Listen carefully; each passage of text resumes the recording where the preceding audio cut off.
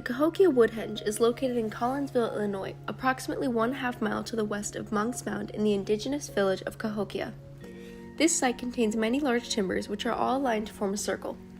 It is estimated to have been constructed between 900 and 1100 AD and has been compared to England's Woodhenge and Stonehenge, given the placement of the timber logs and other specificities of the site.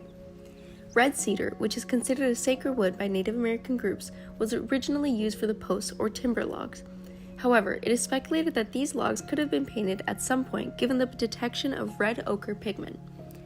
During the discovery and excavation of this site, it was determined that the holes in which the logs were inserted were 7 feet long, 2 feet wide, and 4 feet deep in order to accommodate the 20-foot posts that were placed in them, as well as for astronomical purposes which will be discussed later in this video. A total of 5 circles of timbers makes up Cahokia Woodhenge, each with their own diameter and number of posts, with some of the circles overlapping each other. Some of these post holes and posts are presumed to have been central observation posts.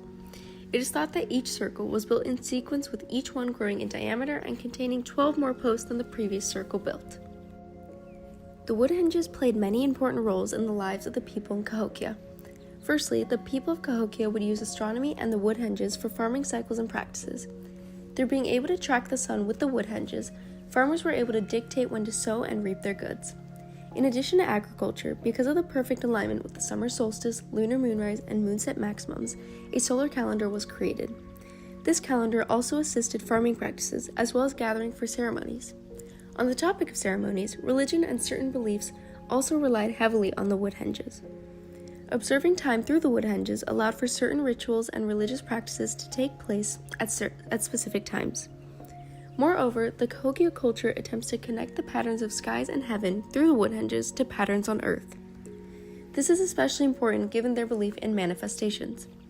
An example of this connection includes the sunrise from the chief's mound called Monk's Mound. As the sun rose in line with the mound, it would create the perception that the sun emerged from the mound.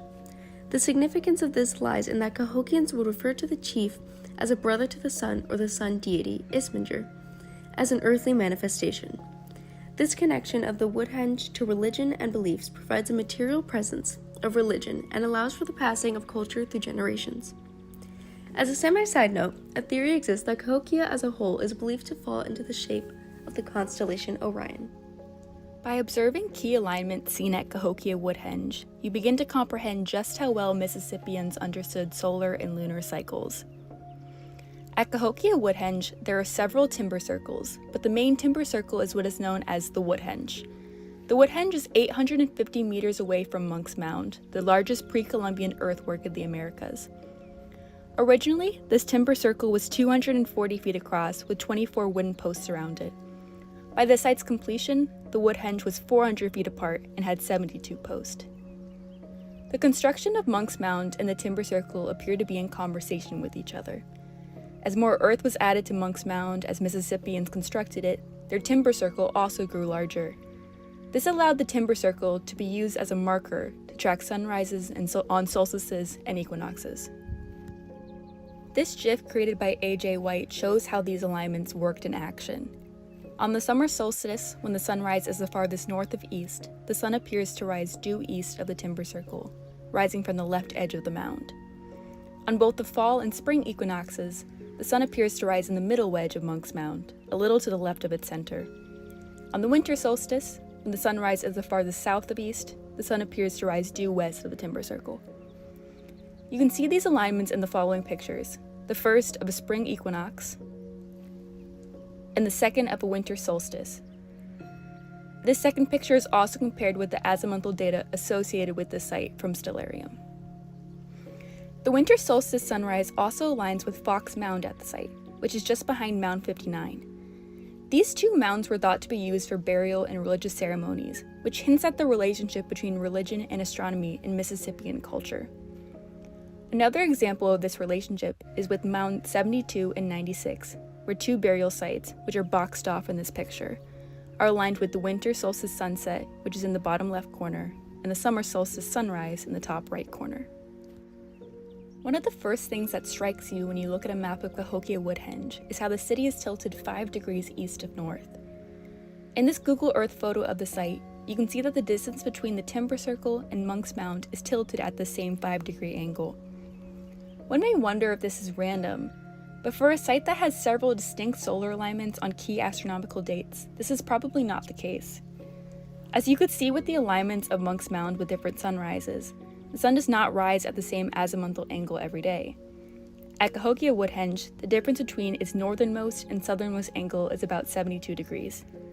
The moon undergoes similar changes in the angle of its moonrise and moonset, but rather than taking 1 year to go between these extreme positions, the moon takes 18.6 years as the plane of the lunar orbit undergoes precession.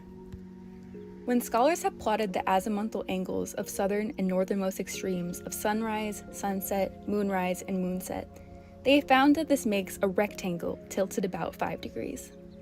At one corner is the sunrise of the summer solstice, the other is the moon's maximum southern rise, and the next is the sunset of the winter solstice, and the last is the maximum northern moonset. This discovery shows just how successful Mississippians were at recognizing astronomical patterns and using them to inform the very construction of their city, that they were able to tilt it 5 degrees to follow this pattern. Cahokia Woodhenge is a marvel in the cultivation of astronomical knowledge. The presentation of evidence for Cahokia's astronomical connections can be summarized into 3 main takeaways. During equinoxes, the sun rises over the timber circle at Monk's Mound, situated at due east. Second, Fox Mound is aligned with the sunrise during the winter solstice. And third, the base is 5 degrees off to match the sun's movement. It is clear there are many astronomical and spiritual connections found throughout the site, with different mounds holding different meanings, and makes it quite unlikely that the offset of the base is simply an accident. Without a doubt, the whole structure is aligned with the cosmos. Stars, constant in their position and movement, guide inhabitants. The moon lights the way in the darkness. The Pleiades promise the absence of frost, and our orbit gives way to a plentiful 4 seasons of life. Cahokia's alignments share many stories of the cosmos with other sites too. The Cahokia Mounds share a similar circular structure as Stonehenge and Woodhenge, which track the same astronomical events. The use of markers is also prevalent across all 3 sites, which have an advanced method of keeping distance, with the distance often being symbolic of celestial cycles like the lunar cycle. Beyond the Cahokia Mounds having a grand historical significance as being an urban metropolis for Native Americans, it has certainly remained culturally significant. In 1982, UNESCO designated Cahokia Mounds as a World Heritage Site, which granted the area more protections and upkeep. Not only does this attract over 1 million visitors each year, but it also creates a special site for annual celebrations during the equinoxes and solstices. Watchers gather on the closest Sunday to the equinox or solstice, which optimizes viewers' time, to watch the sun emerge over the front of Monk's Mound. Complete with educational experiences and an interpretive center, there are plenty of opportunities to learn about the extensive history of the site. Many other year-round events are held here to uplift cultural astronomy and indigenous practices, but no indigenous rituals will be conducted on site out of crucial respect. Additionally, many anthropologists and archaeologists have questioned why the site was so suddenly abandoned and never returned to. Often they trace it back to famine, war, or possibly floods in the 1400s, but a UC Berkeley archaeologist named A.J. White has set out to correct this theory. New evidence suggests that the site wasn't only flourishing before Columbus, but that it was likely only abandoned for less than 100 years before communities returned to it in the early 1500s. They ended up remaining for over 2 centuries, post-Columbus. Cahokia Mounds was a true thriving center of indigenous culture, and it is our hope that their culture and significance will persevere for years to come. Thank you for watching our presentation. We hope you enjoyed.